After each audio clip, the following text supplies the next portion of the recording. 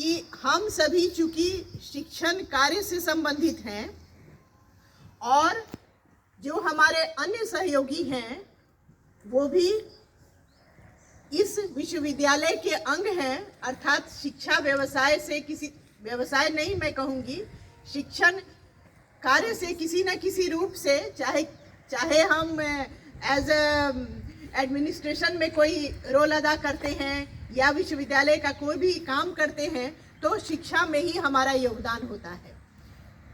मैं ये कहना चाहती हूँ कि हम सभी देख रहे हैं कि हमारे देश में 72 साल के बाद जो एक चेतना जन जन के अंदर बैठनी चाहिए थी, क्या चेतना कि यह सब हमारा है, एक एक कण हमारा है, यदि कोई बर्बादी होती है तो हमारी बर्बादी होती है।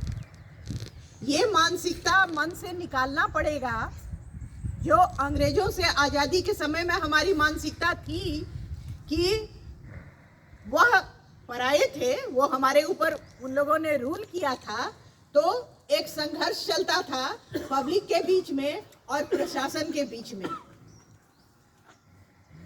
चूंकि छात्र यहाँ पर मुझे लगता है कि गिने चुने ही हुए होंगे, तो छात्रों के साथ साथ हर व्यक्ति के मन में यह भाव जागृत होना चाहिए कि यह सब कुछ हमारा है।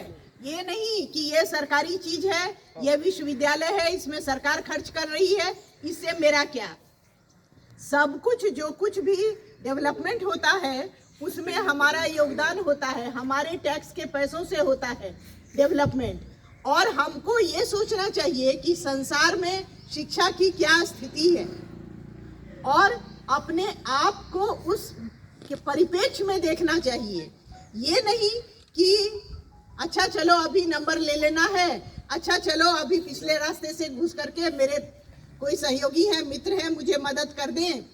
वास्तव में परिश्रम करके कोई चीज यदि हासिल होती है तो वही चीज अक्षुण्ण रहती है, उससे हमको मानसिक शांति तो मिलती ही है और साथ साथ विश्व जगत में compete करने का कैलिबर भी मिलता है। इसलिए मैं ये सबों से विनम्र निवेदन करना चाहती हूँ कि जो भी काम हमारा है उसमें हम अपना 100% दें, तभी हमारी आज़ादी जो है वह फलीभूत होगी। यह आज़ादी मात्र लगता है जैसे कि बाह्य आज़ादी है, हमारे लोग प्रशासन करते हैं, शासन में हमारे लोग हैं, यही मात्र संतुष्टि है। लेकिन आंतरिक आज़ादी तभी मिलेगी जब हम हमारी जो गलत धारणाएं हमारे मन के अंदर बैठी हुई हैं कि पर्सनल तरक्की हम किसी तरह से कर लें, भले ही कोई हमसे ज़्यादा गुणवान है वह पीछे छूट जाए, ये भावना नहीं होनी चाहिए। हम सभी को मेहनत करके अपने अपने जो कार्य हमको अलॉटेड है उस कार्य को करने में अपना योगदान करें। इन्हीं शब्दों के साथ मैं आप सबको धन्यवाद देती हूँ कि आपने पेशेंटली मेरी बातें सुनी, और यदि मेरी बात से किसी को कोई आपत्ति हो तो मुझसे कह सकते हैं, अभी नहीं तो बाद में भी। मैं जानना चाहती हूँ, सुनना चाहती हूँ आप लोगों से भी। धन्यवाद।